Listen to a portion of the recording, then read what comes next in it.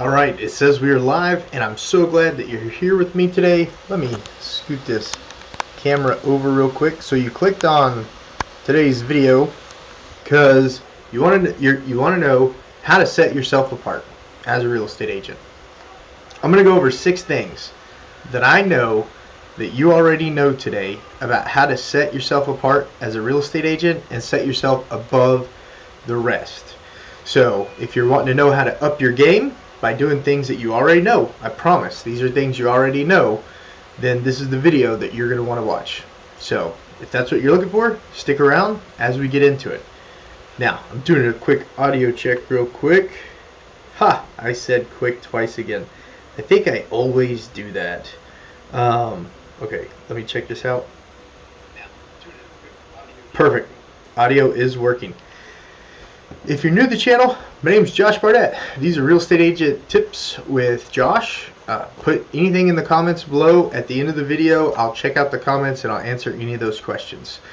I help agents take their real estate business to the next level. I teach new agents how to do real estate. I mentor new agents and agents that have been in the business a while, but they want to do a mentorship program.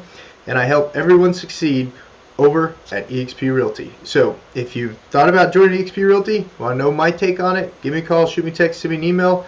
You want tips and tricks, you want not necessarily tricks. If you want tips to be a real estate agent, subscribe to the channel. At the end, like it if you enjoyed the video. If you didn't like it, give it 2 thumbs down. Give it 2 thumbs down. That'll really stick it to me. Alright, so let's get started on today's video. Let me scroll up here real quick and grab this. Okay, so the Pareto Principle, and I could be butchering that word because I'm not a good speller. 80% of the people do 20% of the business. I've seen reports, but I haven't seen it. I've heard reports on other podcasts and things, but I haven't seen it myself where the average agent only did 3 deals last year. I live in a market where the average price range is a lot lower, so if I'm not doing 30 deals a year and getting referred out 30 more deals a year, then I'm not able to sustain the lifestyle for my family and I.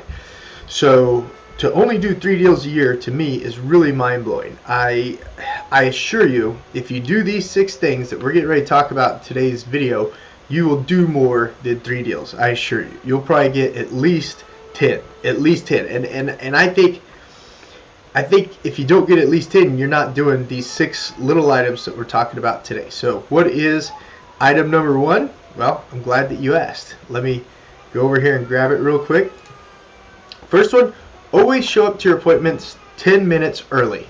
10 minutes early. Now I know if you've got back-to-back appointments that's difficult sometimes, but always work very diligently hard to show up 10 minutes early. I've got an appointment today at 2 o'clock. And me, personally, I'm going to be showing up 20 or 30 minutes early. I'm going to drive the neighborhood, I'm going to make myself familiar with it, and I'm going to go over all the work that I did last week on this house to make sure that I've got my listing presentation down pat. And no, I don't wear overalls to listing presentations. I'm doing a bunch of laundry right now. This is what I had while I'm doing all that laundry. Wearing a suit today. It's a very exclusive house. I'm very honored to be there on this appointment, and I cannot wait to see the home. So show up 10 minutes early. Item number 6. Item number 5. Where is it? There it is. No, that's not right. 1, 2, 3. Okay. Listen intensely. When they are talking, the customer, whether it's a buyer or a seller or even another agent, listen intensely. It's going to let you know exactly what it is that you need to speak to. If you're listening to a seller that wants to sell the house, they're going to tell you what the why is. And you need to know what that why is. That way you know how to keep the deal moving forward. They're going to tell you things that you might need to make sure is on the disclosure. Because in Oklahoma, and I'm sure the other states, you want to disclose.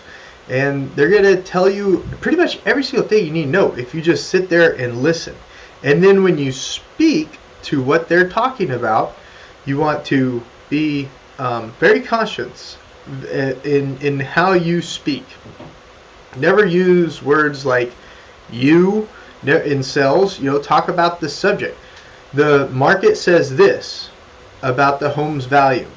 Don't say your home's value is. Say the market is indicating that your home's value is in this range, and then we just pick. In today's market, if it's a sales price that that is super hot, that there are 10s, 20, I don't know if the 20s is a word, but if there's a lot of buyers in the market for a home, then you can set it closer to the upper end of the supposed market value, and it'll probably get bid up. But if you also know as a professional that if you over list it, it still won't sell. You'll still have those 30, 40 showings, but you won't get an offer because people may be too scared to upset your seller. So speak with authority and speak clearly after you're listening. And then, man, I took number 3 a little too far, because number 4, so I didn't. So number 4, be professional. Show up, clean shaven, show up with a nice haircut, show up in professional attire. Don't, like I said, I'm doing laundry. Don't wear overalls. Show up, button-up shirt, slacks. If it's hot, you may want to wear a suit. Like today, I'm wearing a suit. I got the suit out, wearing the suit, gonna shine the shoes, all of it, because it's an executive luxury style listing, and you want to not necessarily not be yourself. You want to be yourself, but you also need to dress appropriately. This is a past customer, very respectful of their time and very respectful of their household. I'm going to show respect even in the way that I dress, if that makes sense. I'm not saying don't be yourself. You want to be yourself, but be the professional that they're looking for. If you're getting ready to make a huge paycheck by helping them sell their largest asset in the world, be respectful of that. Be very respectful of that. So be professional. And then also, along the lines of be professional, if the customer isn't listening to the market data, then you have to negotiate a correction. And what I mean by that is if the customer is wanting to, let's use listings for example, overlist their property, well, you need to negotiate that in 2 weeks, if we don't have a contract, if we haven't come under agreement, and the average days on market pending to contract or showings to contract is 13 showings, and you've had 26 showings in 2 weeks and no offer, you've got to negotiate that we're going to adjust, we're going to correct, we're going to come back down to the market. You've got to be a professional in that. You don't want to spend 6 months getting beat up by customers because you're not being truthful with them. You're not telling them the truth. It's not bad business to walk away from bad business. That's good business to walk away from bad business. So number 4, be professional. Number 5, know the market. And just like what we just talked about the last 2 times, knowing the market stats, knowing how many showings to pending, knowing what the average price point is, knowing the days on market, know the market, look at the pictures of the other houses in the neighborhood, know what has sold, know the market. You're a real estate agent, be a professional, know the market. That way when you're speaking with them, you'll be speaking professionally and you'll be listening to them intensely, and you'll be able to portray market data in the way that you talk and act. So number 6, have a strategy. For listings, go over how you list listings and how you sell them, how you negotiate offers, how you keep the seller up to date. Go over everything it is about being an agent. And then for buyers, go over the buyer strategy, the escalation clause, the appraisal gap, etc., etc. Make sure that your strategy, the value you're bringing to the table as an agent, is portrayed in your interaction with that customer. If they don't want to follow your strategy, then they may need to seek help from someone else. 20% of the agents do 80% of the work, and that's with every single industry. That's not just real estate. The Pareto Principle: 20% of people do 80% of the work across the board, every industry. Be the professional. If they don't want your strategy as an agent, you may not want their business. That's fine. You don't have to do everybody's business. There's no way that one agent, one team, one brokerage can handle everyone's business. Well, except EXP, because it's one brokerage internationally. It's not the franchise model, but that's another story for another day. But have a strategy. And if the buyer or seller is on board with your strategy, great. You'll do great business together. If not, and there can't be adjustments, there can't be corrections, then I highly recommend looking for different business. And then number 7, these are ways that you're going to set yourself apart. Or the number one way you'll set yourself apart from competition is know what the contract says. Know what the listing agreement says. That way when you're going over that listing agreement, you can explain it very thoroughly. That way if questions come up, you can easily handle them. And a lot of times too, when you know the contract, you already know what questions come up time and time again.